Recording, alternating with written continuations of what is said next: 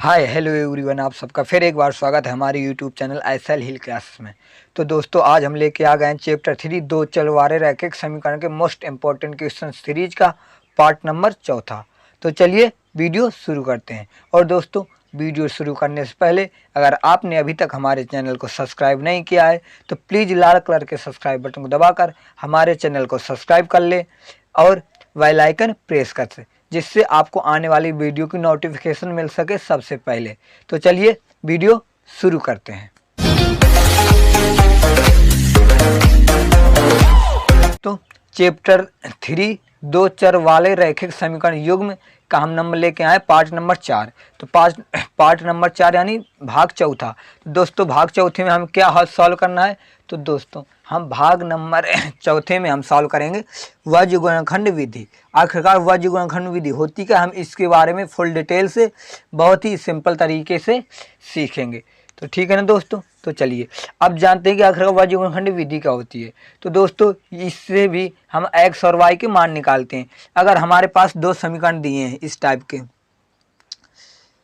a1x plus b1y plus c1 equal to 0, समीकरण number 1 ये दिया है और दूसरा दिया है a2x plus b2y plus c2 equal to 0 और दूसरा ये दिया है। तो दोस्तों, अब इनमें हमें सॉल्व करना होता है। तो हम इन दोनों समीकरण से a1 b1 c1 a2 b2 c2 की वैल्यू हम यहाँ से निकाल लेंगे।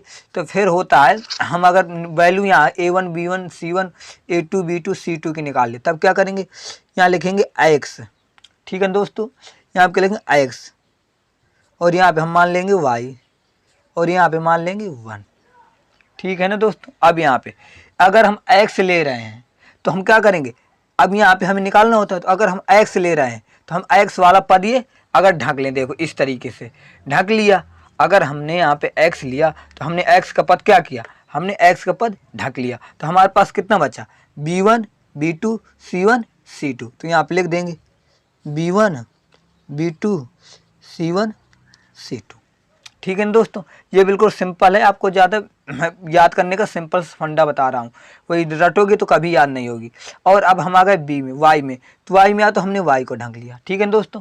अब जैसे वाई में आया हमने वाई का ढका, तो वाई में हमें क्या मिल रहा है? a1 a2 c1 c2। लेकिन दोस्तों, c1 c2 हमारे पहले से हैं, तो हमें सिर्फ कितना लिखना है? a1 a2 c1 c2 हमारे पहले से हैं, तो हम ये नहीं लिखेंगे। हम कितना लिखेंगे? a1 a2। तो हम यहाँ पे क्या लिख लिया? a1 और a2। ठीक है ना दोस्तों। अब आते हैं, अब एक क्या होता है? अचर पद। तो अचर पद हमारे पास का है c1 c2। तो अब c1 c2 को ढक लेंगे। जैसे हमने c1 c2 को ढका तो कितना बचा हमारे पास? a1 a2 b1 b2। तो दोस्तों, a1 a2 तो हमारे पास पहले से है, तो अब क्या करेंगे? b1 b2 को यहाँ पे लिख देंगे। ठीक है ना दोस्तों, ये होगा। अब इनका हम करा देंगे कैंची गुणा। अब दोस्तों, कैंची गुणा करा देंगे तब क्या आ जाएगा? x बटे, अब c1 का इसके साथ होगा तो कितना आ जाएगा? आएगा b1 c2। अब क्या माइनस का, अब इनका कराएंगे तो b2 c1। ठीक है दोस्तों। अब क्या लगा? बराबर का चिन्ह। अब आया y। अब यहाँ से निकालेंगे, कितना आएगा? a2 c1। कितना आ जाएगा? a2 c1। अब इनका कैंची गुणा कराएंगे, कितना आएगा? माइनस का a1 c2 बराबर फिर 1/। अब इनका करा देंगे तो कितना? a1 b2 फिर कितना आएगा? माइनस का a2 b1। तो हो गया दोस्तों, ये देखो आ गया। ये हमारा क्या कहलाता है? इसे हम वज्र गुणनखंड विधि या वज्र गुणनखंड मेथड कहते हैं। तो दोस्तों, ये फार्मूला तुम याद करना मुश्किल हो जाएगा, है ना। तो इस वजह से आप इस फंडे से करिए, बिल्कुल सिंपल है, याद करने की कोई ज़रूरत नहीं। तो है ना सिंपल विधि, कितनी सिंपल विधि है, समझ में आ रहा है दोस्तों? कितनी, अगर आप इसे डायरेक्ट याद करते तो आप, मुझे विश्वास है कि आपको याद करने में बहुत दिक्कत होती, आपको रटना पड़ता, जो कि आपको प्रॉब्लम। इस वजह से इसे हमने बहुत सिंपल तरीके से बताया। क्या करेंगे? अगर दो हमारे समीकरण दिए तो हमें इस टाइप के समीकरण से हम उनकी तुलना कर लेंगे। फिर तुलना करने के बाद a1 b1 c1 a2 b2 c2 की वैल्यू निकाल लेंगे। फिर x अपान y अपान x लिख लेंगे, y और 1 लिख लेंगे। फिर क्या करेंगे? हम x वाला लिए तो x का ढक लेंगे, जितना आएगा वो लिख देंगे। फिर हमने y का लिया तो y ढक लेंगे। तो अब y में जो हमारा एक बार लिख चुका है उससे दोबारा नहीं लिखा जाता, तो हमने a1 a2 लिखा।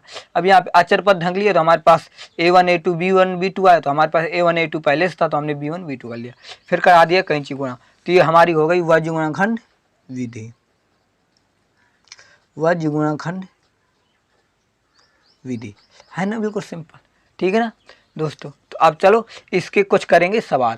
और दोस्तों इसके कुछ मोस्ट इम्पोर्टेंट सवाल करने से पहले हम एक चीज़ आपको और बता दें इन्हीं के इसी से रिलेटेड। ठीक है ना दोस्तों। तो चलिए अब देखो, अगर हमारे पास जब हम यहाँ पे समीकरण, यहाँ पे आप देखिए, अगर हम यहाँ पे हम तुलना करवाएंगे A1 B1 C1, तो यहाँ पे हमारे वैल्यू निकल के आएंगी। तो हमारी वैल्यू क्या निकल के आएगी? A1 की वैल्यू निकल के आएगी, B1 की वैल्यू निकल के आएगी, C1 की वैल्यू निकल के आएगी, और A2 की वैल्यू निकल के आएगी, B2 निकल के आएगी, C2 निकल आएगी। ठीक है दोस्तों। अगर ये सब वैल्यू निकल आएंगी तब यहाँ पे अगर हमारे पास नंबर 1 जब A1 अपान A2 निकाल लें is not equal to B1 upon B2। दोस्तों अगर हमारे पास अब इनका अनुपात निकालें, यानी A1 अपान A2 और B1 अपान B2 दोनों अनुपात अगर बराबर ना आए तो रेखाएं हमारी प्रच्छेद करेंगी। क्या होंगी? रेखाएं प्रच्छेद करेंगे। ठीक है ना दोस्तों। अगर हमारे A1 upon A2 is not equal B1 upon B2 तो क्या करेंगी? रेखाएं प्रच्छेद करेंगी और इनका हल कितना होगा? केवल एक हल होगा। इनका हल कितना होगा? केवल एक हल होगा। ठीक है ना दोस्तों। इसे हम अद्वितीय भी बोल सकते हैं। अद्वितीय से आपको सॉरी देख नहीं रहा होगा, इसे हम क्या करें? अद्वितीय हल भी बोल सकते हैं। ठीक है ना। तो अब जानेंगे दोस्तों, अगर हमारे पास A1 upon A2 is not equal to B1 upon B2 है तो क्या रेखाएं प्रच्छेद करेंगे। अब दूसरी कंडीशन। ठीक है दोस्तों। अगर हमारे पास A1 upon A2 equal B1 upon B2 equal C1 अपान C2 है, तब हमारी रेखाएं कहाँ होंगी? समपाती होंगी। हमारी रेखाएं हमारी कहाँ होंगी? तब रेखाएं समपाती होंगी। ठीक है ना दोस्तों। रेखाएं कहाँ होंगी? समपाती होंगी। और रेखाएं समपाती होंगी तो क्या होंगे? अपरिमित रूप से अनेक हल होंगे। मित रूप से अनेक हल होंगे। ठीक है दोस्तों। समझ में आ रहा है ना। अब यहाँ समपाती का मतलब कि अगर एक लाइन है हमारे पास तो दूसरी लाइन भी क्या होगी? इसी के बिल्कुल डिक्टो ऊपर से जाएगी होते हुए इस तरीके से।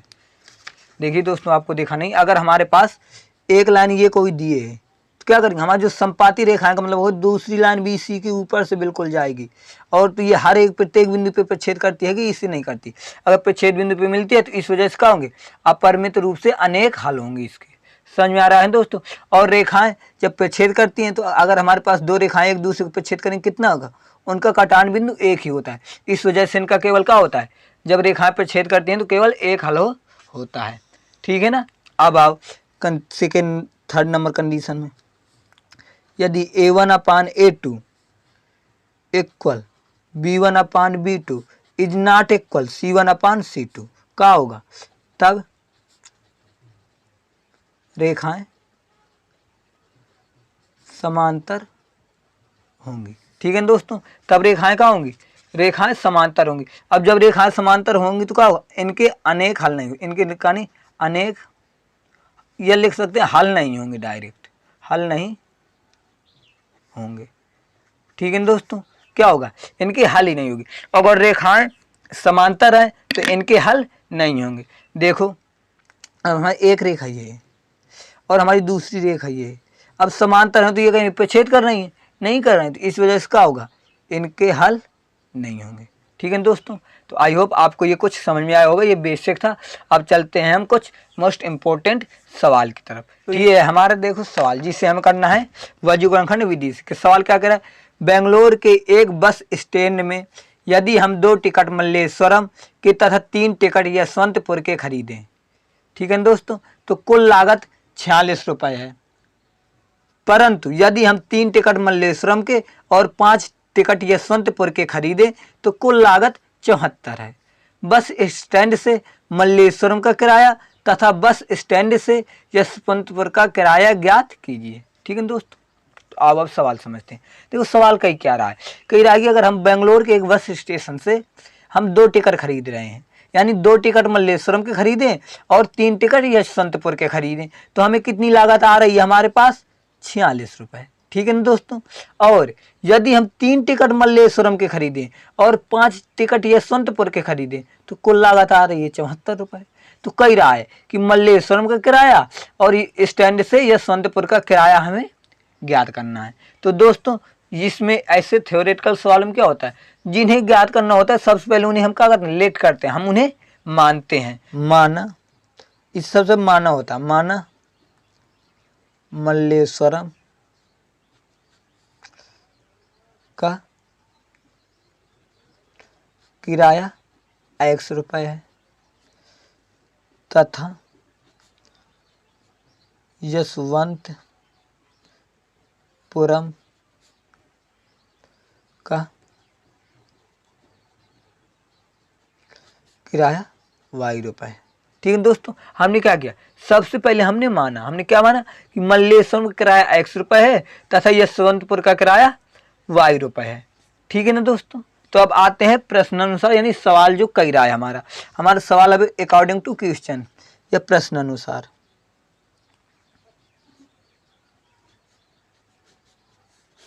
अब प्रश्नानुसार आप सवाल देखो क्या कह रहा है कि यदि हम 2 टिकट मल्लेश्वरम के तथा 3 टिकट यशवंतपुर के खरीदे, ठीक है ना। अगर हमने मल्लेश्वर का किराया कितना माना है x, अगर हम 2 टिकट खरीद रहे हैं तो हमारा कितना किराया हो जाएगा 2x, और हमने यशवंतपुर का किराया कितना माना है y, और हमने कितने टिकट खरीदे हैं यशवंतपुर के 3, और टोटल लागत कितनी आ रही है 46। तो अब क्या करेंगे, यानी कि हमें मल्लेश्वरम का खरीदना है तो कितना हो जाएगा 2x। ठीक है दोस्तों, और हमें 3 खरीदना है यशवंतपुर के तो 3y, और दोनों की कुल लागत कितनी आ रही है 46 रुपये। तो दोस्तों ये हो गया हमारा समीकरण 1। लेकिन हमें y गुणा करने विधि में करना 0 के बराबर करना होता है, तो इसे डायरेक्ट हम पहले 0 के बराबर भी लिख लेंगे। तो कितना आ जाएगा 2x प्लस 3y माइनस 46 बराबर 0। समीकरण नंबर हुआ 1। ठीक है दोस्तों, अब आगे चलते हैं। और आगे क्या कह रहा है, यदि हम 3 टिकट मल्लेश्वरम के और 5 टिकट यशवंतपुर के खरीदें तो कुल लागत 74 रुपये। यानी अब क्या कह रहा है, यहाँ से 2 से अब क्या करना है मल्लेश्वरम का, हमें 3 खरीदना है तो कितना हो जाएगा 3x, और 5 कहाँ के यशवंतपुर के 5y बराबर कुल लागत कितनी आ रही है हमारे पास 74 रुपये। ठीक है ना दोस्तों। अब इसे भी हम इस साइड ले आएंगे, पहले तो कितना हो जाएगा 3x प्लस 5y माइनस का 74 बराबर 0। ये हो गया समीकरण 2। अब दोस्तों क्या करेंगे, 1 और 2 को हम y गुणा खंड विधि से हल करेंगे, तो लिख देंगे समीकरण 1 व 2 को y गुणा खंड विधि से हल करने पर। ठीक है दोस्तों, 1 और 2 को हम y गुणा खंड विधि से हल करेंगे। समझ में आ रहा है ना दोस्तों। तो हम यहाँ पे लिख लेते हैं समीकरण 1 और 2, या फिर इनकी तुलना भी करवा सकते हैं हम डायरेक्ट। ठीक है ना दोस्तों। तो अब यहाँ पे करो, यहाँ पे लिख लेते हैं, आपको हल करने में और आसानी। 2x प्लस 3y माइनस 46 बराबर 0, और अगला है हमारे पास 3x प्लस 5y माइनस का 74 बराबर 0। ये हो गए हमारे दोनों समीकरण दोस्तों। तो अब क्या करते हैं, अगर जब हमारे पास समीकरण होते हैं, अब क्या करेंगे, हम सबसे पहले मानते हैं x, और यहाँ पे हम y, और यहाँ पे 1, और इनके नीचे एक लाइन खिंचा देते। हम क्या करते थे, फिर हम अगर x को ढंकते थे तो हम y वाले लिखते थे। अगर हमने x को ढंक लिया तो हमारे पास y में कितना 3 है 5 है, तो यहाँ क्या लिख देंगे 3 5, और यहाँ कितना है माइनस का 46 माइनस का 74। ठीक है ना दोस्तों। अब यहाँ पे अगर हम क्या करेंगे, अब y को छिपाएंगे। अब जैसे हमने y को छिपाएंगे तो कितना आ जाएगा, तो हमने y को छिपाया कितना 2 और 3, और माइनस 46 माइनस का 47। तो दोस्तों माइनस 46 माइनस 74 तो 16 हमारा लिख चुका है।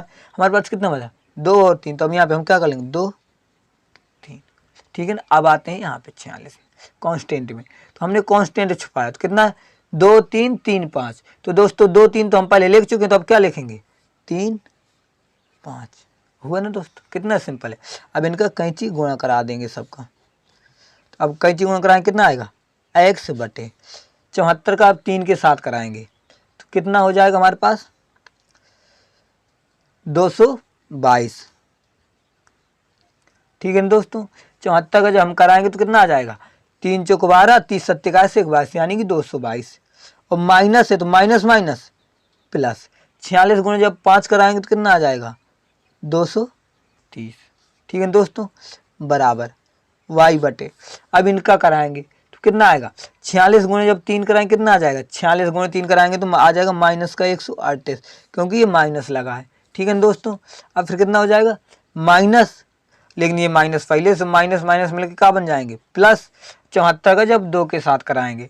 ठीक है दोस्तों, तो आ जाएगा 148 यानी 148। ठीक है दोस्तों, अब बराबर 1/, अब इनका कराएंगे तो कितना 5 दूना 10 माइनस का 9। ठीक है दोस्तों, आई होप आपको यहाँ तक समझ में आया हो। अब क्या करेंगे इनको इनमें सबट्रैक्ट कर देंगे तो x बटे 230 में 222 गए कितना आएगा x बराबर y। अब यहाँ पे करेंगे 148 में 138 गए कितना आएगा 10 बराबर यहाँ पे कितना है 1/1। अब दोस्तों यहाँ पे हमारी 3 कंडीशन बन गई। तो अब क्या करते हैं, तो पहले ये हमारी फर्स्ट कंडीशन है, यह सेकेंड कंडीशन है, ये थर्ड कंडीशन है। तो दोस्तों x और y निकालने के लिए एक बार फर्स्ट और थर्ड लेते हैं, एक बार सेकेंड और थर्ड लेते हैं। तो यहाँ से नाउ प्रथम व अंतिम पद लेने पर। ठीक है दोस्तों, कितना आएगा x बटे 8 बराबर 1/1, कैंची गुना तो x बराबर 8। ये निकल आया हमारा x का मान। ठीक है दोस्तों, अब इसी तरह के यहाँ पे अब क्या लेंगे second and third. Second and third लेंगे कितना y बटे 10 बराबर 1/1, तो y बराबर 10 हो गए। ये देखो दोस्तों सवाल। तो अब हम बता सकते हैं हमारा x कितने का 8, तो यानी क्या हो जाएगा मल्लेश्वरम का किराया कितना हो जाएगा हमारे पास 8 रुपया प्रति किलोमीटर, और यशवंतपुर का 10 किलोमीटर प्रति आवर। ठीक है दोस्तों, तो ये आ गए हमारे आंसर। देखो कितना इजी सवाल था ना दोस्तों। तो अब चलते हैं अगले सवाल की तरफ, करते हैं ये सवाल कर के किस मान के लिए निम्नरेखिक समीकरण का युग्म कोई हल नहीं है। दोस्तों हमारी ये 2 समीकरण दिए हैं, इनमें हम बताना के की वैल्यू निकालनी है किसके जहाँ पे कोई हल नहीं हो। ठीक है दोस्तों, हम बताने के किन मान के लिए इन समीकरण के कोई हल नहीं होंगे। तो चलो करते हैं इसे। अब तो हम लिख लेते हैं यहाँ पे अपने समीकरण। हमारे समीकरण कितना दिए हैं, अगला क्वेश्चन है। अब देखिए कितना दिए हमारे पास पहला समीकरण 3x + y बराबर 1। ठीक है दोस्तों, हम इसे इस साइड ले आएंगे तो कितना आ जाएगा 3x + y - 1 बराबर 0। समीकरण नंबर 1 हो गया। और हम दूसरा दिए है 2k - 1x + k - 1y। और दोस्तों जो उधर है ना, हम इस बार इसमें डायरेक्ट इसी साइड ले आएंगे तो कितना आ जाएगा 2k + 1 बराबर 0। तो ये दोस्तों हो गया हमारा समीकरण नंबर 2। तो हम बताएं इनके किन मान के लिए निम्नरेखिक समीकरण कोई हल नहीं होता है। तो ठीक है, सबसे पहले दोस्तों हमें निकालना होगा इनका वाजुगुण खंड विधि, हल करके निकालेंगे। फिर के मान के लिए यानी कि उनके हमें दिखाना है किस मान के लिए कोई हल नहीं होगा। तो दोस्तों अभी हमने जस्ट बताया था किसके लिए कोई हल नहीं होता, यानी कि जब हमारे पास condition a1/a2 is not equal to b1/b2 sorry a1/a2 equal b1/b2 is not equal to c1/c2 है, तब कोई हल नहीं होगा। अतः रेखाएं क्या होंगी समांतर। तो हमें इस कंडीशन में इनको अप्लाई करना है। तो सबसे पहले समीकरण 1 और 2 की तुलना करवा के a1 और b1 इस टाइप के हम मान निकाल लेंगे। ठीक है दोस्तों, तो यहाँ से समीकरण 1 की तुलना a1x + b1y + c1 बराबर 0 तथा समीकरण 2 की तुलना a2x + b2y + c2 बराबर 0 से करने पर। ठीक है दोस्तों, तो अब a1 हमारे कितना आ जाएगा, a1 की तुलना हमें समीकरण 1 से करानी, तो कितना आ जाएगा हमारे पास 3, b1 कितना आ जाएगा हमारे पास 1 और c1 कितना आ जाएगा -1। ठीक है दोस्तों।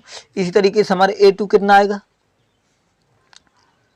2k माइनस 1 और B2 कितना आएगा k माइनस 1 और C2 कितना आएगा माइनस का 2k प्लस 1। और दोस्तों यहाँ पे चिन्हों का विशेष ध्यान दिया जाता है, यानी चिन्ह सहित हों। तो सबसे पहले हम क्या निकालेंगे, अब A1 अपान A2 निकाल लेंगे। ठीक है दोस्तों, तो अब क्या करना हो A1 अपान A2। A1 हमारा मान कितना है 3, A2 का मान कितना है 2k माइनस 1। ये निकल रहा है हमारे A1 अपान A2। अब क्या निकालेंगे B1 अपान B2। तो B1 कितना हमारे पास 1 और B2 कितना है k माइनस का 1। ठीक है ना दोस्तों। अब यहाँ से C1 अपान C2, जब C1 अपान C2 तो C1 का मान कितना हमारे पास माइनस का 1 और C2 का मान कितना माइनस का 2k प्लस 1। तो माइनस से माइनस, सॉरी आपको देखा नहीं वहाँ पे, इसके लिए बहुत बहुत सॉरी। यहाँ पे C1 अपान C2 कितना माइनस का हमने 1 रखा और C2 का मान हमने माइनस से माइनस कैंसिल कर दिए। तो दोस्तों ये आ गई हमारे पास सवाल। अब क्या करेंगे, अब हमारा सवाल देखिए, आपको मैं एक बार फिर दिखा दे रहा हूँ। थ्योरी कह रहा है कि के किन मान के लिए समीकरण युग्म का कोई हल नहीं है। के किन मान के लिए समीकरण युग्म का कोई हल नहीं है। तो समीकरण युग्म का कोई हल नहीं है तब क्या होता है, जब ये हमारी समांतर होती है, यानी हमारा होता है A1 upon A2 equal B1 upon B2 is not equal C1 upon C2। तो दोस्तों तब होता है ये। तो अब क्या करेंगे, हम यहाँ पे हम A1 अपान A2 इसी कंडीशन में रख के हम इनके के वैल्यू ज्ञात करेंगे। तो यहाँ से लिख सकते हैं प्रश्नानुसार, क्योंकि प्रश्न कह रहा है हमें कि इनका कोई हल नहीं है। प्रश्न क्या कह रहा है, कोई हल नहीं है। दोस्तों अब जब कोई हल नहीं है तो क्या होंगे, अतः रेखाएं समांतर होंगी। ठीक है दोस्तों। अब रेखाएं समांतर हैं तब क्या होगा, जब कोई हल नहीं है रेखाएं समांतर हैं तो फिर क्या होता है, अतः A1 upon A2 equal B1 upon B2 is not equal C1 upon C2। ये कंडीशन आती है। तो अब यहाँ पे हम वैल्यू रख देंगे और हमें इससे मतलब नहीं, क्योंकि इक्वल नहीं है, हमें मतलब है सिर्फ इससे। तो यहाँ पे रखेंगे A1 की वैल्यू हमारे A1 अपान A2 कितना निकल गया है 3/2k माइनस 1 बराबर B1 अपान B2 कितना नहीं 1 अपान k माइनस का 1। ठीक है दोस्तों, हमें C से मतलब नहीं, क्योंकि C हमारा सॉल्व नहीं होगा। अब इन दोनों करेंगे सॉल्व, तो क्या कैंची गुणा कराएंगे तो कितना आ जाएगा 3k माइनस 1 बराबर 2k माइनस 1। ठीक है दोस्तों। अब 3 का अंदर करा देंगे मल्टीप्लाई, तो कितना आएगा 3k माइनस 3 बराबर 2k माइनस का 1। दोस्तों 2k इधर ले आएंगे 3 को इधर ले जाएंगे तो कितना आ जाएगा 3k माइनस 2k बराबर 3 माइनस 1। 3k में 2k चले गए दोस्तों, कितना बचा, तो हमारे पास बचा ओनली k। और यहाँ पे माइनस का 1 है, यहाँ पे प्लस का 3 में 2 3 में 1 गया, कितना आएगा दोस्तों k। तो दोस्तों कितना आ गया हमारे k का मान 2। तो ये हो गया आंसर। कितना इजी सवाल था। तो दोस्तों जैसा थ्योरी में का है हमको वैसा ही करना होता है। तो दोस्तों कितना इजी सवाल था। तो अब चलो करते हैं अगले सवाल। कह रहा है कि यश ने एक टेस्ट में 40 अंक अर्जित किए जब उसे प्रत्येक सही उत्तर पर 3 अंक मिले तथा अशुद्ध उत्तर पर 1 अंक की कटौती की गई। दोस्तों अगर अब फिर अगला क्या, यदि उसे सही उत्तर पर 4 अंक मिलते तथा अशुद्ध उत्तर पर 2 अंक कटते तो यश 50 अंक अर्जित करता। टेस्ट में कितने प्रश्न थे। तो दोस्तों हमें क्या करना है, टेस्ट में कुल प्रश्नों की संख्या बतानी है। तो अब देखो सवाल को एक बार हम फिर रिपीट कर रहे हैं, क्योंकि दोस्तों अगर आपको सवाल समझ में आया, थ्योरी समझ में आ गई तो आपका 50% सवाल तो वहीं पे सॉल्व हो गया। तो चलो क्या कह रहा है, यश ने एक टेस्ट में 40 अंक अर्जित किए जब उसने प्रत्येक सही उत्तर पर 3 अंक मिले, कि जब वो 40 अंक अर्जित करता है, अगर उसे सही उत्तर पर 3 अंक मिलते हैं तथा अशुद्ध उत्तर पर 1 अंक की कटौती होती है। यदि उसे सही उत्तर पर 4 अंक मिलते तथा अशुद्ध उत्तर पर 2 अंक कटते तो वो 50 अर्जित करता।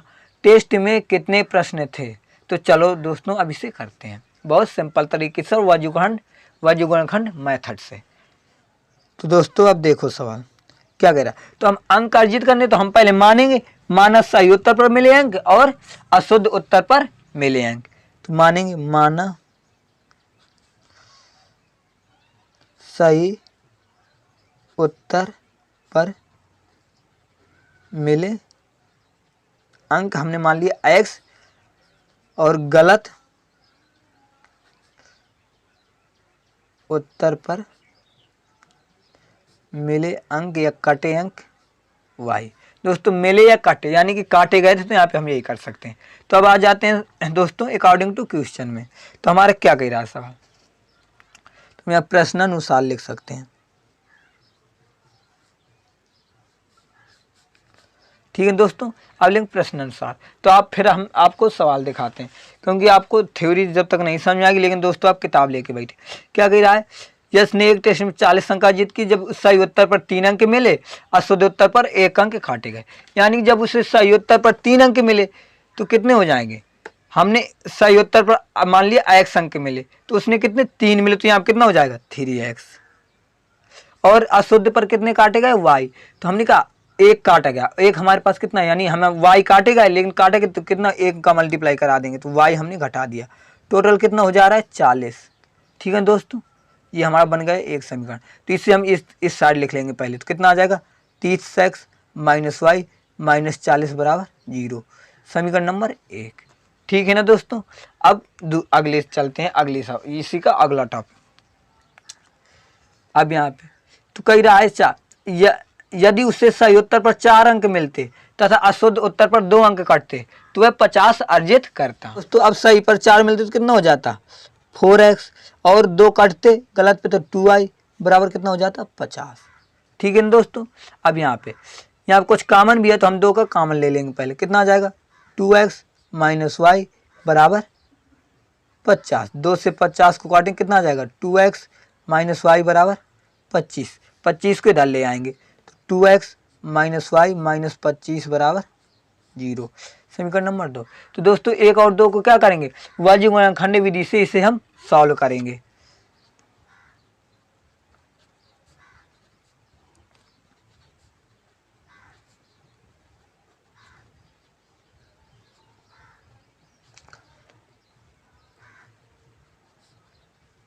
हल करने पर तो दोस्तों हम का 1 और 2 को वाजिब गुणनखंड विधि से हल करेंगे। तो वाजिब गुणनखंड विधि हल करने के लिए सबसे पहले हमें क्या करना होता है, अब यहाँ से हम सबसे पहले x y और एक अचर पद लिखते हैं।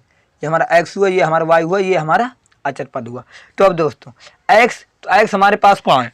अब समीकरण दोस्तों में आपको यहाँ से दूर समझ में नहीं आएंगे, तो इस वजह से मैं आपको एक क्वेश्चन यहाँ पे दोनों लिख दे रहा हूँ, जिससे आपको दिक्कत ना पड़े। तो हमारे कितना दिए, पहला 3x माइनस वाई माइनस 40 बराबर 0, और दूसरा कितना है 2x माइनस वाई माइनस का 25 बराबर 0। तो दोस्तों अब आपको समझने में दिक्कत नहीं आएगी, इस वजह से मैंने यहाँ पे लिख दिया।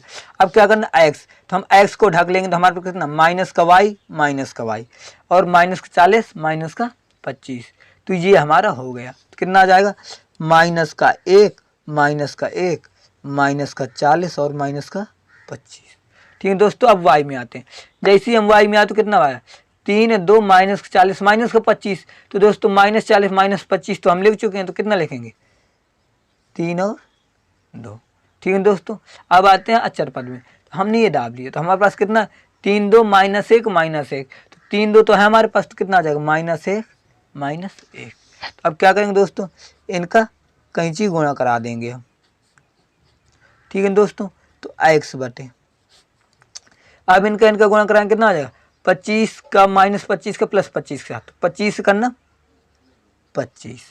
अब ये माइनस का 1 प्लस 40 के साथ कराएंगे, कितना आ गया प्लस का, लेकिन है माइनस का, तो कितना हो जाएगा माइनस का 40 बराबर y बटे। अब यहाँ पे इनका इसके साथ कराएंगे, कितना हो जाएगा माइनस का 80, और इसका इसके साथ कराएंगे तो 25 या 75, लेकिन प्लस का 75 आ जाएगा। ठीक है दोस्तों, बराबर 1 बटे 3 का इसके साथ कराएंगे, कितना हो जाएगा माइनस का 3, और 2 का कराएंगे तो माइनस का 2 लेकिन प्लस का 2। ठीक है दोस्तों, यहाँ तक आपको समझ में आ रहा होगा। अब क्या करेंगे, अब इन्हें सब टैग कर देंगे, तो x बटे 40 में 25 गए, तो कितना बचा माइनस का 15। ठीक है दोस्तों, बराबर y बटे, अब क्या करेंगे 75 में 80 को घटा देंगे, तो कितना बचेगा, यानी ओनली माइनस का 5। और यहाँ पे दोस्तों कितना आएगा, 3 में 2 जाएंगे तो माइनस का 1।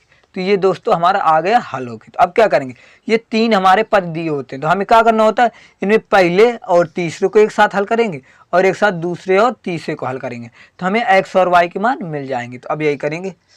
तो नाउ फर्स्ट एंड थर्ड पद लेने पर, हमने कहा कि फर्स्ट और थर्ड पद ले लिया तो हमारा फर्स्ट कितना है, x बटे माइनस का 15 बराबर 1 बटे माइनस का 1। तो माइनस से माइनस कैंसिल, x का करना कैंची गुना तो x बराबर कितना निकल के आया, 15। x का मान कितना निकल के आया दोस्तों, 15। यानी कि उससे कितने सही उत्तर पर 15 अंक मिले। और अब गलत के लिए निकालते हैं तो हमारे पास अब लेंगे सेकेंड एंड थर्ड। तो सेकेंड हमारे पास कितना है, y बटे माइनस का 5 बराबर 1 अपान माइनस का 1। तो ये से ये तो y बराबर 5। तो ठीक है ना दोस्तों, तो ये हो गया हमारे पास सवाल। तो अब x और y के हमारे मान निकल आए। तो दोस्तों अब x y के मान निकल आए तो हमारे पास कुल, हमें पूछा था कुल कितने प्रश्न हैं। तो हमारे पास यानी सही उत्तर में उसे 15 प्रश्न मिले थे। उस प्रश्न ही क्या पूछ रहा था, एक बार देख लेते हैं। तो कह रहा है सवाल में कि कुल टेस्ट में कितने प्रश्न थे। तो दोस्तों कितने हुआ, हमारे सही उत्तर पर उसने सही प्रश्न कितने, उसने 15 किए थे और गलत कितने किए थे, 5। तो यानी अब क्या करेंगे, दोनों का योग कर देंगे तो हमारे कुल प्रश्न निकल आएंगे। तो कुल प्रश्न बराबर x प्लस वाई, यानी कि 15 प्लस 5 तो कितना निकल गया, 20। तो दोस्तों आ गया कितने, यानी कुल प्रश्न कितने थे, टोटल प्रश्न 20 थे, जो कि उसे सही, जो कि उसने 15 बिल्कुल सही किए थे और उसने 5 गलत किए थे। तो दोस्तों बस आज की वीडियो में इतना ही। आई होप आपको वीडियो पसंद आया होगा। अगर आपको वीडियो पसंद आया है तो वीडियो को लाइक करिए, सब्सक्राइब करिए और हमें आप कमेंट कीजिए। और दोस्तों वीडियो को शेयर ज़रूर करें और दोस्तों इसे वहाँ तक शेयर करें जिसे इसकी बहुत ही आवश्यकता है। ठीक है ना दोस्तों, तो धन्यवाद। आपको मिलते हैं अगले वीडियो में बहुत जल्द और बहुत अच्छे टॉपिक के साथ।